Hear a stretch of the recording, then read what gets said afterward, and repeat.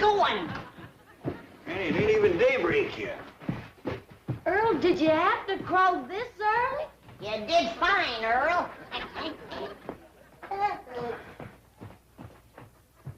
The early bird catches the worm. When we plow up that front yard out there, you're going to be up to your wishbone in them.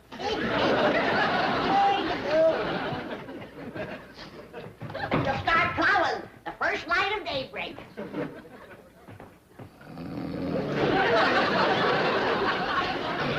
Shame on you. City living has made you soft and lazy. Now get to your feet before the whole morning is wasted. It's already past 4 o'clock. 4 o'clock's powerful early. No, not when you have the whole front yard to plow, and corn to plant, and taters, and turnips, rutabagas, and onions, and oats, and barley, and watermelon. All right, Granny, all right. Now, you get in the kitchen and get some breakfast on the table, and we'll be in directly. See that you do. Let's eat us a good big breakfast, Jethro, because you and me are going to be pulling that plow. Paul? No, Ellie, and I know you're strong and you're willing, but this here is Beverly Hills, and just wouldn't look right for a young, pretty girl to be pulling the plow. No, Ellie. Uncle Jay, what Ellie's trying to tell you is that we went out last night and got a mule to pull that plow. You did? Well, yeah, like you were saying, this here is Beverly Hills, and we got to keep up appearances. That's right. Where is it? Well, it's tied to that big tree out back. Well, Jethro, you didn't look too happy there, so I bedded him down. Good girl, Ellie.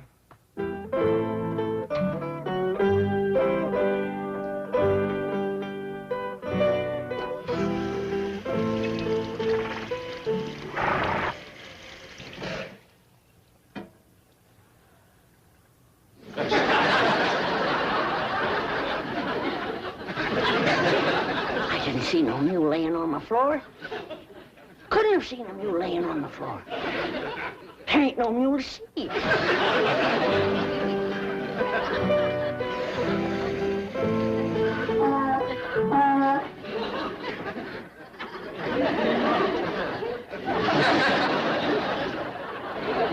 How's it going, Granny?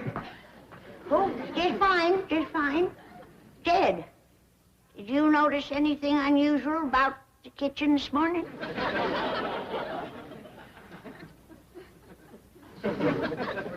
Nope. Unless you mean that mule sleeping on the floor over there. Oh, praise be, Jed.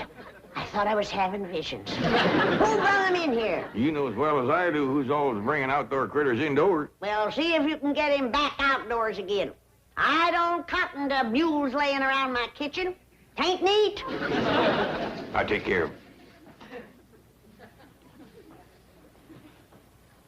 Now then, young feller, if you'll just come along with me quietly. Don't rile him, Jed. I got kicked by a mule once. I want to tell you, it's smart. Lenny, can I help you? You can help your pa get that mule out of here. You sure can. You won't move for me. Well, y'all just stay here and I'll talk to Nelson. Nelson? Come on, Nelson. If she could just talk to folks the way she talks to critters, we'd have us a politician in the family. Get that mule bed out of here and wash up for breakfast, all of you.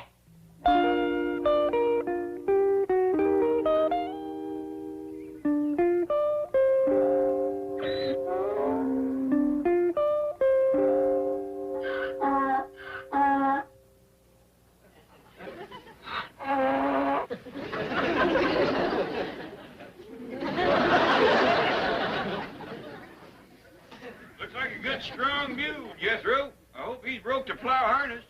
He's taking to it real good, Uncle Jed. I bet you we can plow up that whole front yard before noon. They wouldn't. They might. Well, come on, let's get around front with the plow.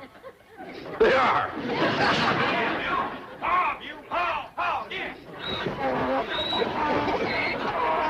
Mr. Clampett! Mr. Clampett, wait, wait, wait.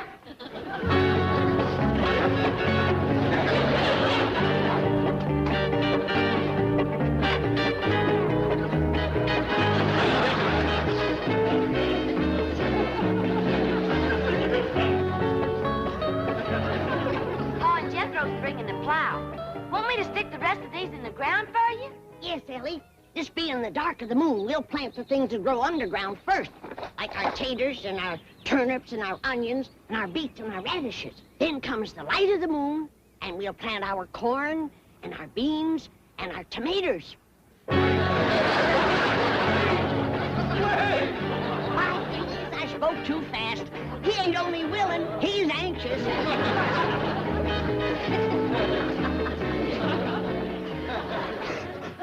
Oh, howdy, Mr. Drysdale. Is them your work clothes? So, Ellie, and just because you're such a nice neighbor, I'm gonna let you plow the first furrow. But unless you've got tough feet, you better put on some shoes. Granny. Ellie. Please. He is anxious. I'll go see what's holding up the men folks with the plow. It ain't no use, Uncle Jed. This here mule's done made up his mind. He gonna sit for a spell. Yeah, knowing mules like I do, we might as well set for a spell, too.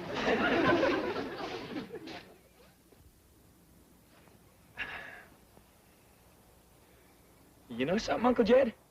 He's smarter than us. This sitting beats plowing any old day. No wonder we ain't getting any work done. I ought to take a switch to the three of you, sitting back here hiding and loafing. He's the one that's loafing. Ain't a thing we can do till he gets his fill. I'll see about that. Here, Destro. Mr. Mule, what did Ellie call this thing? Nelson. Mr. Nelson? Nelson? Now, you get up off of your big fat tailgate and commence to pulling that plow, you hear? It's gonna be a real battle of wills. I'm betting on the mule. I ain't so sure. If there's anything muleier than a mule, it's Granny. Granny?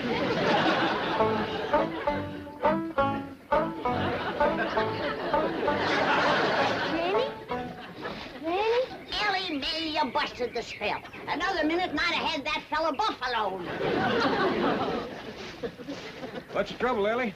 Mr. Drysdale said if we go to plowing up that front yard, a whole neighborhood will come storming over. Well, that's dandy. We got enough work for all of them. Well, I think you better have a talk to him, Granny. Sure is stirred up. All right, but you get that mule on his feet. Nelson balking again, is he? That's a fact.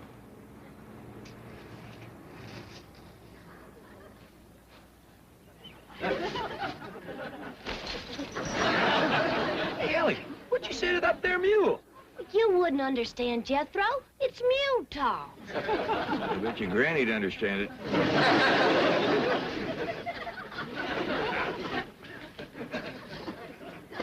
Hold on there! What the hell are you doing? Granny, you can't grow things like turnips and onions here in front of the house. That's turnip and onion soil if I ever tasted it. You can't grow anything. There's a zoning ordinance here. Now you tell me. I already swallowed it. Bless you. Thank you. Granny, you don't Bless you again. You better get some shoes on your feet. Hi, Mr. Drysdale. Hey, Ellie got the mule up, Granny, and Uncle Jed will be here with the plow directly. Bless you. Oh, I've got to get home and get some clothes on or I'll catch pneumonia. Promise me you won't do anything until I get back. I've waited as long as I'm gonna wait. Jethro, you take him in the house and put some shoes on him and some dry clothes. Okay, Granny. Come on, Mr. Drysdale. No, no! Hey, you better never say no to Granny unless you hide one standing.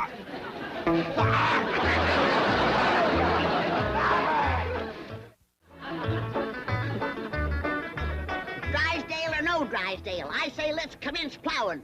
Well, you promised him he could dig the first furrow, Granny. I reckon it is a thrill for a city feller. We can wait a mite longer. Yonder comes some more help.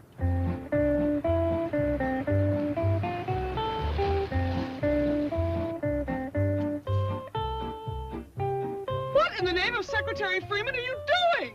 Fixing to plow and plant. What does it look like we're doing? That's what it looks like you're doing. Oh, thank goodness I got here in time.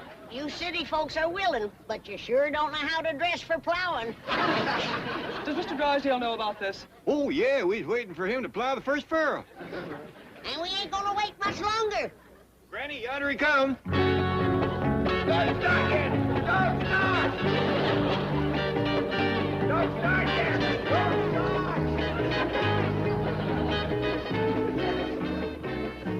It is Mr. Drysdale. I reckon he ain't done much plowing or he wouldn't be so all-fired anxious. Miss Hathaway, am I glad to see you? Chiefy, you can't plow up this front lawn. There's a zoning ordinance here. You figure a little fertilizer will take care of that. Have you taken leave of Oh, your... shut up!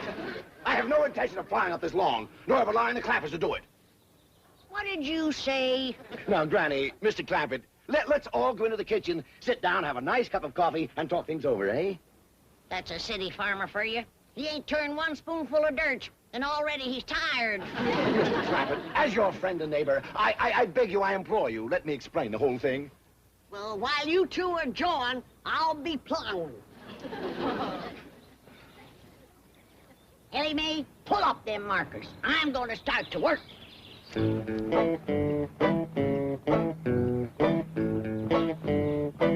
Giddy-up, Mule! Ha! Let's go!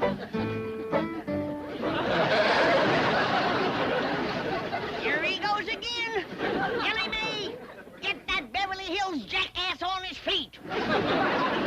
Should I, Paul? Well, Mr. Drysdale seems right in earnest. Reckon a little confab first won't hurt nothing. Granny, may I give you a lift to the door? Yeah, take them. These the lazy ones. Well, now, as I was saying, that piece of ground out front is the best on the whole place for gardening. It's nice and level, it's got no stumps or brush to clear, it's handy to the house, and it's handy to the street.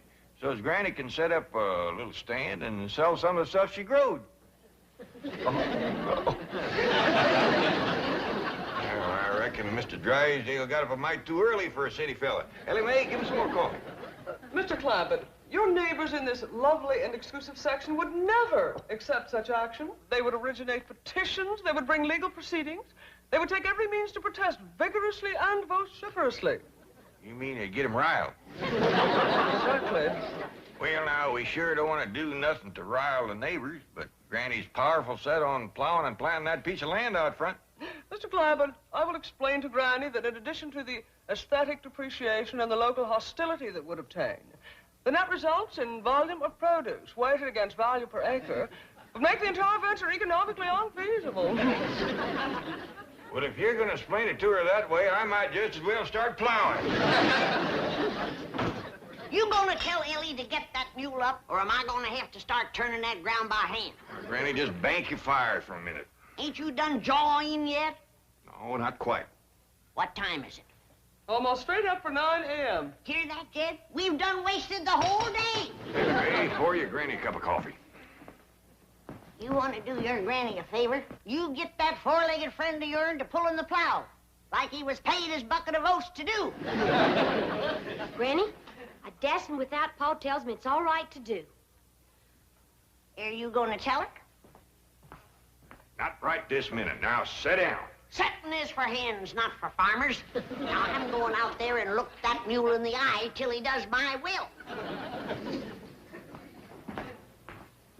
And I want to warn you, Jed Clampett, you're gonna own a mule with a powerful headache and a broke spirit. I hope your field trip idea works. That little woman out there is harder to convince than a bank examiner. Don't worry, Chief. I shall carry the message to Garcia, or in this case, to Granny. Well, I'll change clothes and get down to the bank. Lots of luck. Now then, shall we put Granny in the front seat with me? Well, I kind of favor the back seat twixt Jethro and me. I figure maybe we got the best chance of holding her in the car. Yeah, because Granny ain't gonna take this sitting still. That's a fact. Well, I got her hat and a reticule. Granny won't go no place without she totes a reticule. How far is it to the place we's going, Miss Jane? Oh, it's about an hour's drive from here. That's gonna take considerable holding. It sure is, because right out there is two of the stubbornest critters that ever faced off.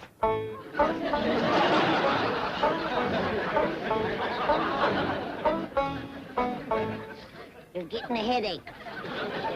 You're getting a headache. You better, because I sure am.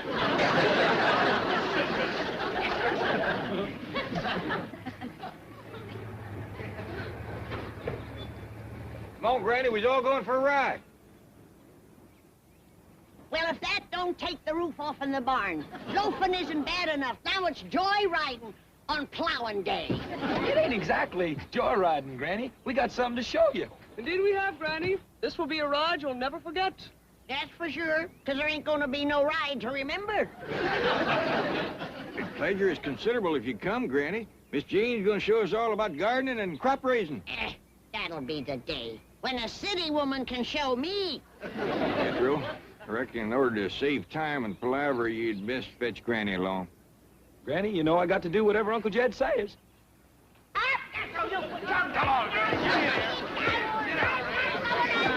Now, you have yourself a good time till we get home. There's lots of food and water, and you can go for a swim in the cement pond if you want to.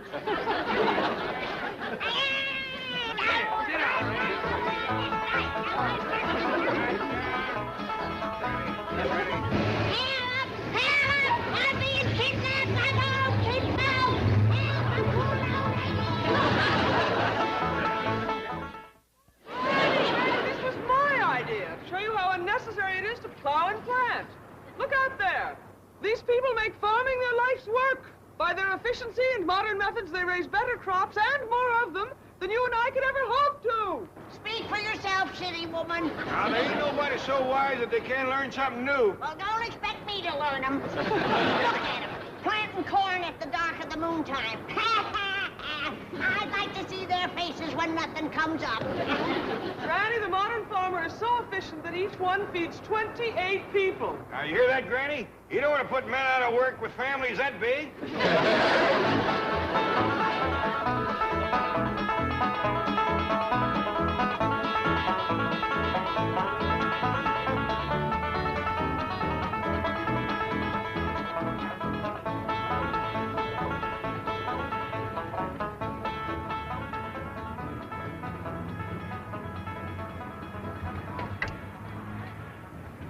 How come we stopping here, Miss Jane? We's only a half a mile from home. We got plowing to do. Granny, ain't you convinced yet? Precisely why I stopped you, Mr. Clampett. I have something else to show Granny, and I think you'll find it very rewarding. What's that mean? I think it means you're gonna get a reward. In that case, get out of my way.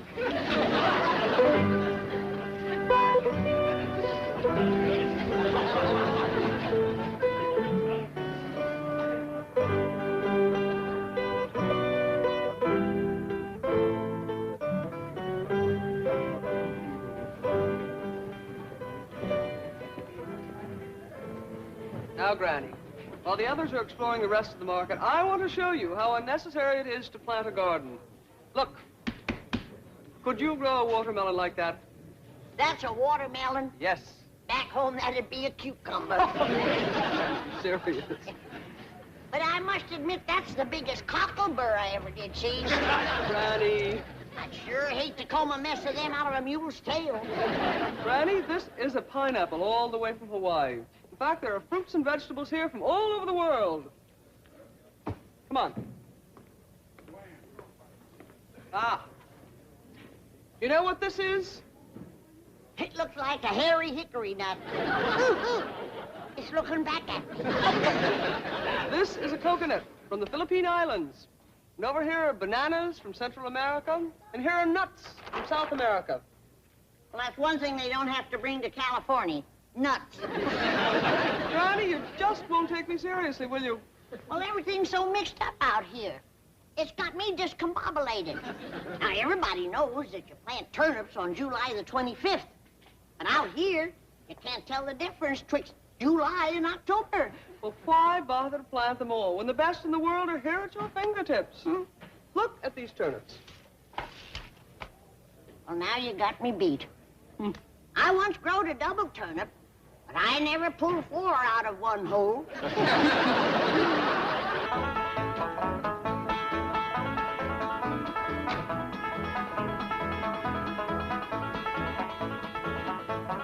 Well, Granny, how'd you like the trip? I liked it fine. Wasn't that supermarket an eye-opener? Best fiddle store I ever did see. Wonderful. Now let's get busy and start plowing.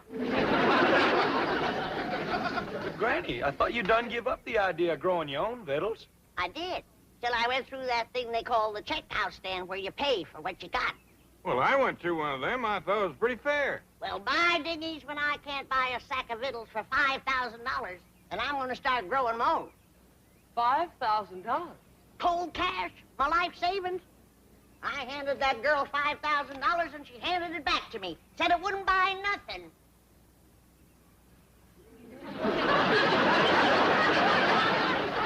Well, no wonder, Granny. It's Confederate. So am I.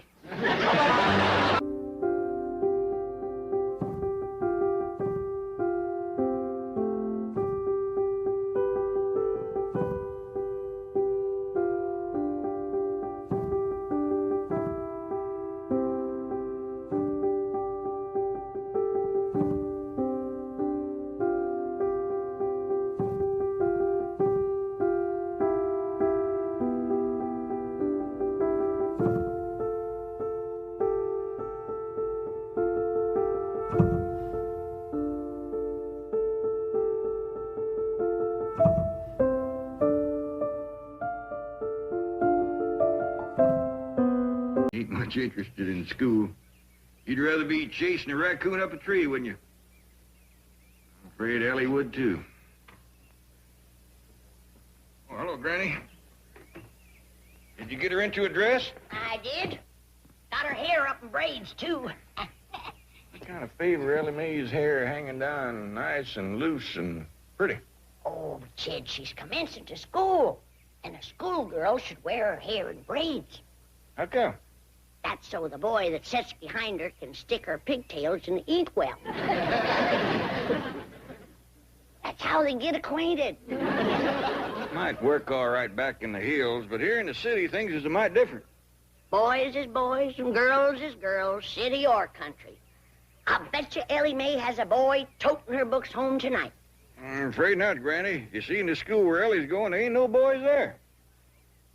What kind of a fool school is that? I want Miss Drysdale here. It was her idea. I might have known it.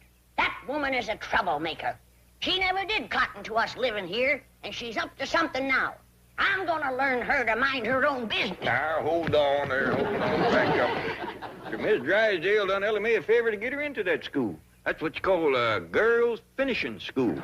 Without any boys, I don't know how they even get started. Well, here I am, Paul. Ellie Mae, you are prettier than sunup. And you want to waste her on a school full of girls. Come on in and see yourself in the looking glass. Paul, do I have to wear a dress? Ellie Mae, that's the dress that your Aunt Pearl made for you. Hey, this is all handwork, Ellie. Pearl spent 4 weeks on this. And 50 cents in cash. Ellie Mae, you just be thankful. Why, there won't be a girl in that exclusive finishing school with a dress like this. Like lunch I fixed for you. I even throwed in a soup prize for the teacher. A nice, big, fat, baked old possum. Swimming in gopher gravy. I tell you, Ellie Mae, you're gonna cut a wide path through that school. Paul, why can't I wear my regular clothes to school? Because this is Beverly Hills and girls is just... Jed Clampett speaking. Oh, howdy there, Miss Drysdale. Well, yeah, she's just about ready to go now, but she's wanting to wear her old pants and shirt, and I told her that... Yeah. Well, that sure is going to pleasure Ellie. Well, thank you, Miss Drysdale. Bye. Miss Drysdale said it'd be just fine for you to wear your old pants and shirt to that exclusive finishing school.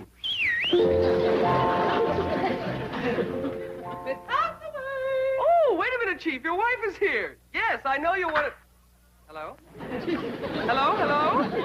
Hello, hello to you. Any news from Milburn? Oh, yes, he'll be in Friday. Oh, good. I rather imagine the Clampetts will have moved away by then. Moved away. What have you done, Mrs. Drysdale? Only what you and Milburn have been urging me to do. Be helpful. I recommended a school to Mr. Clampett for his daughter, Ellie Mae. Oh, well, that was very nice. What school? One befitting the daughter of a Beverly Hills multimillionaire. Our most exclusive private finishing school. Not the Willows. Where else? You and Milburn keep reminding me that under her blue jeans and faded shirt, Ellie Mae is as good as anyone. She is. But those girls at the Willows are insufferable snobs. They'll cut her to ribbons. Well, don't blame me if she finds herself beyond her social and intellectual depth. I've been saying from the first that the Clampetts didn't belong. I've tried to spare them this humiliation. You are all heart. They must be on their way to the Willows. After the reception they get there, I rather imagine they'll be on their way to the hills or the caves or wherever it is they came from. Mrs. Drysdale, this may cost me my position here, but there is something I must say. You are a fink.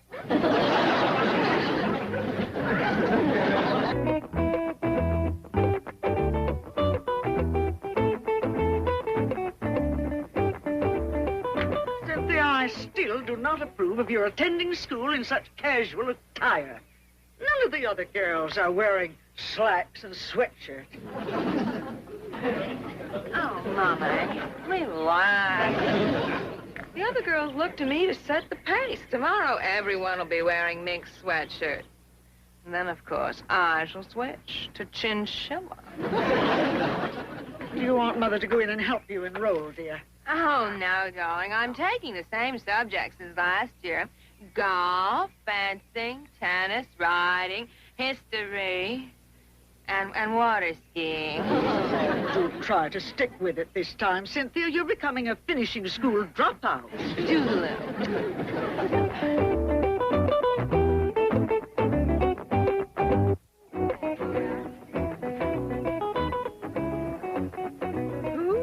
That up for you, Sin. My couturier, but of course the idea was mine. Oh, pardonnez-moi, mademoiselle. Je cherche mademoiselle Clampetts. Oh, well, I'm afraid my French is a little rusty. I am from Couture, the famous Parisian fashion magazine. Well, this is my own concept. Well, we cannot all be creative, n'est-ce pas? Oh, but getting back to Mademoiselle Clampetts, we understand she is enrolling here today, and naturally, she will set a new style plan just as she always does. Clampetts? Oh, yes, they has just moved here from their mountain chateau. They're ghastly rich, swimming in oil. Complete non-conformists, fiercely original. They sometimes weave their own cloth. Oh, well, that is original. I think she is arriving.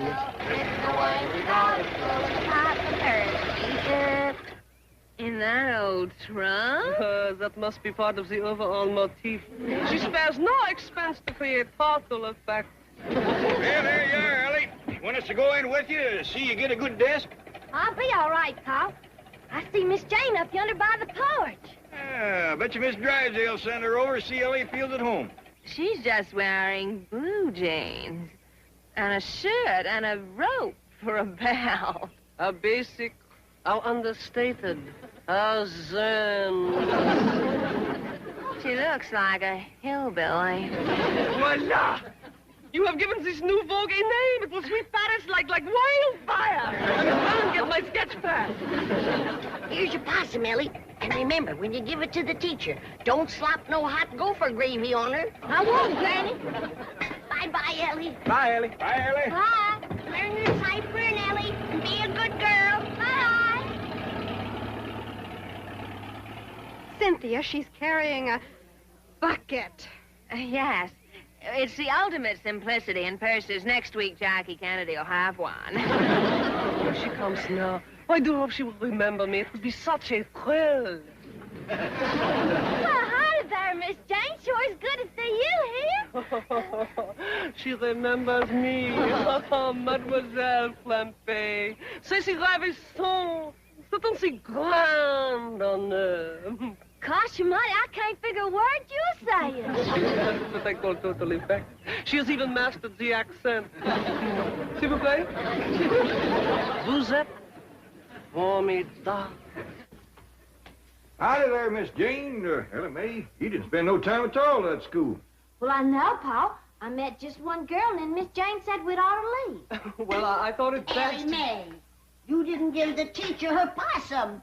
Well, Miss Jane wouldn't let me. What? Oh, well, you see, Granny, there are a dozen teachers, and I was afraid they'd fight over it. Well, she's right. One possum wouldn't hardly feed no more than 2 people. That's right. I'll get busy, and tomorrow I'll bake you 6 possums. Miss Jane said I hadn't ought to go back tomorrow. Why not? Well, You mean Ellie Mae ain't good enough for them other girls? Oh, it's not that. Let's have the truth now. Well, if you want the truth, they are not good enough for her. Ellie Mae, don't you listen to that kind of talk. Miss Jane, we don't hold with some folks thinking he's better than others. Mr. Clampett, not everyone feels that way. Anyone can get a spiteful spell now and then. Yeah, now you take Miss Drysdale. For a time there, she was treating us like we was polecats at a picnic. Yesterday, she turned real nice, and she told me about that school for Ellie to go to. You see, this is going to take time, and I must get back to the office now. Don't let Ellie Mae have anything more to do with those girls at the Willows. I declare, I never thought Miss Jane would put on airs. Me neither. Ellie Mae, I hope them girls over to the school didn't get the feeling that you held yourself above them. I hope not, too, Paul. Why don't you invite the whole kit and caboodle of them over here for a possum supper? Granny, I just met one girl, Cynthia Fenwick. Well, invite Cynthia and her whole family. I did, Paul.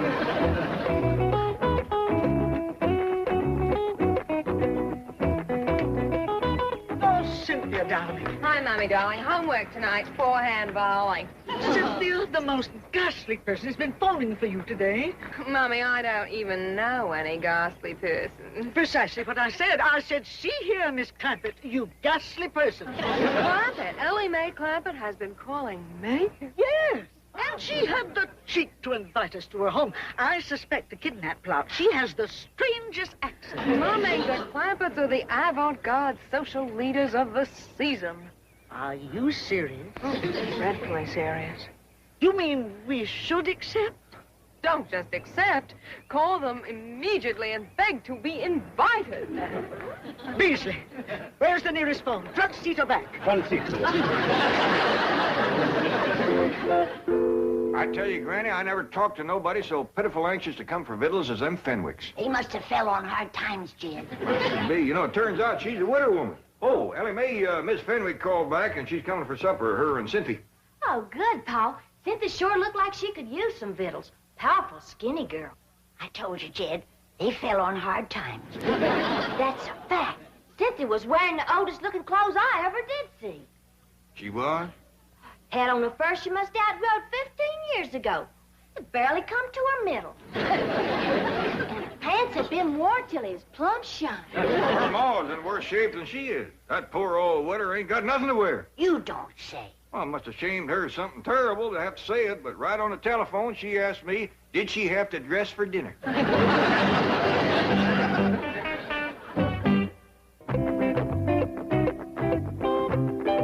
Cynthia, I have always tried to indulge your every whim. I've been a very generous and I've been a very understanding mother, but I refuse to go to dinner in blue jeans. Oh, Mommy.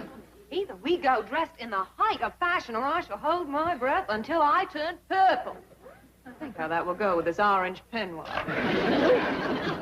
But, dear, they're not showing blue jeans, not in Vogue, not in Harper's, and every couturier we've called has hung up on us. Now, how can they be fashionable? Because Ellie Mae Clampett has decreed it. Think of it, Mommy. We can wear them before Princess Grace and Jackie Kennedy. Ooh. Are they going to be at the Clampetts dinner? No, Mommy. Neither will we unless I can find some blue jeans. I best call Ellie Mae and explain why we're running late.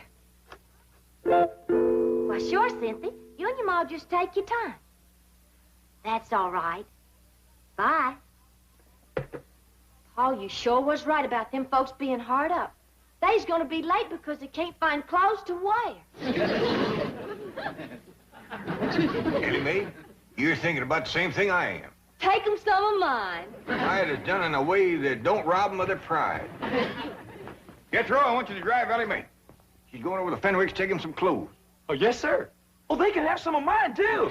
Mine, too. That's the spirit. Come on, Jethro.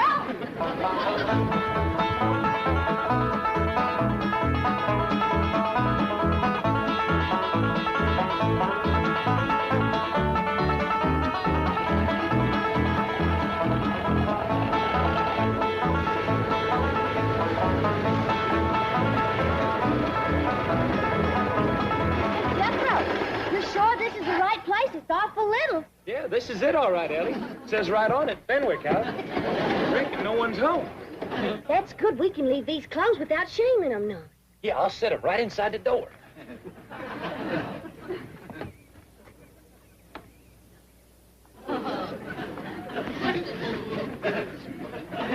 Look at Ellie.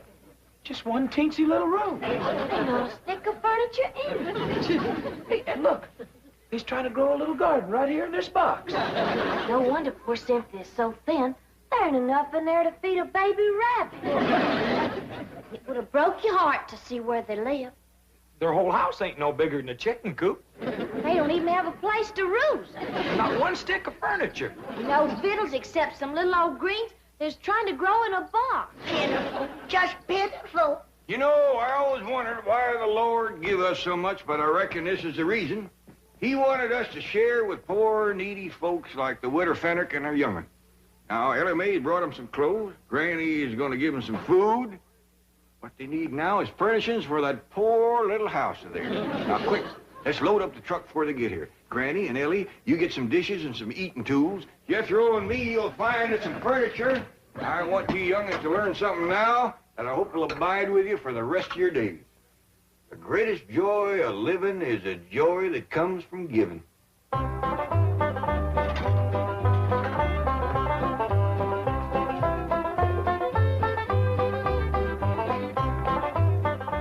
It worked. They're moving. The Clampetts are actually moving. Sure you only got room for one bed, Jethro? Just barely. Reckon it'll be big enough for the both of them? Well, I hear from Ellie. That Cynthia Fenwick is so skinny you couldn't hit her with a handful of corn. Oh, Mr. Clampett! I thought I saw you moving things out. I hope you're not angry over Ellie Mae's experience at the Willows, but apparently it did open your eyes. It sure did. We didn't know there was people like the Fenwicks in Beverly Hills. The Fenwicks? Did Ellie Mae meet Cynthia Fenwick? Yes, ma'am. That's how come we's loading all this stuff up on it. Jethro. No use robbing folks of their pride. He's right, Jethro. The less said, the better. Just load up and go. We's hurrying quick as we can. Let me help. Yeah, that's mighty neighborly of you. I'll go see how Granny and Ellie's getting along in the kitchen.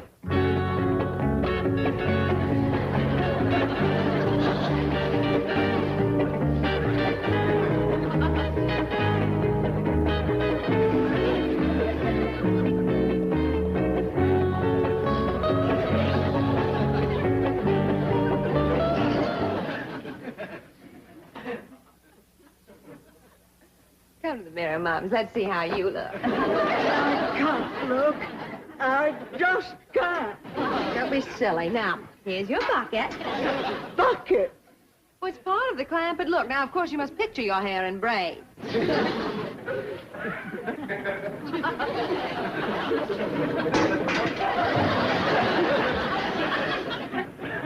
Really? Jason, come quickly. Bring some cold champagne to pour over Mummy. It doesn't matter. Any vintage year will do.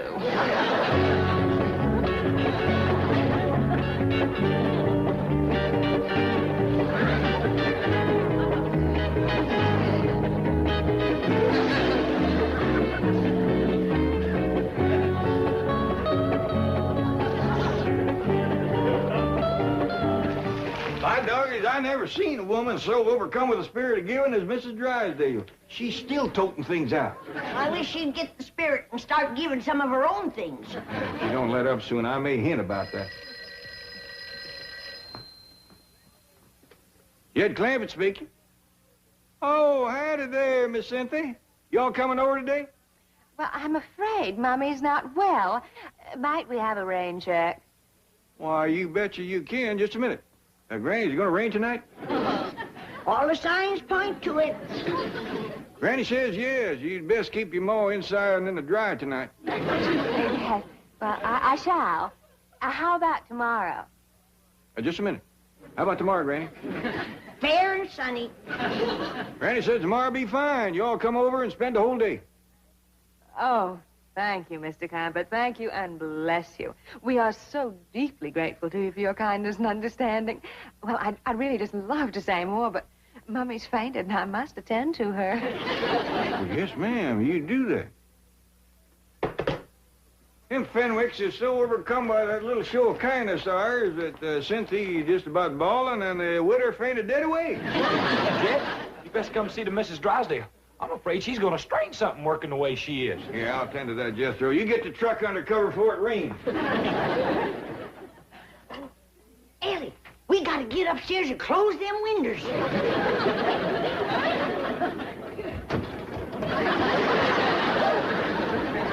Whoa, Miss Drysdale, hold on there. Hold on. Tomorrow's another day. You will to continue moving tomorrow, you promise? You spend the whole day just making the Fenwicks happy. And me. I'll come here early to help. Well, why don't you just rest up tomorrow? You must be all tuckered out. No. I shall be here early. Never did see such a change of heart come over a woman. Jed! Well, Granny, let's have victuals early so we can all get to sleep early. Tomorrow's a big day. Ain't none of us gonna get to sleep early tonight, Jed Clampett. Why not? Miss Drysdale done emptied out all 12 bedrooms.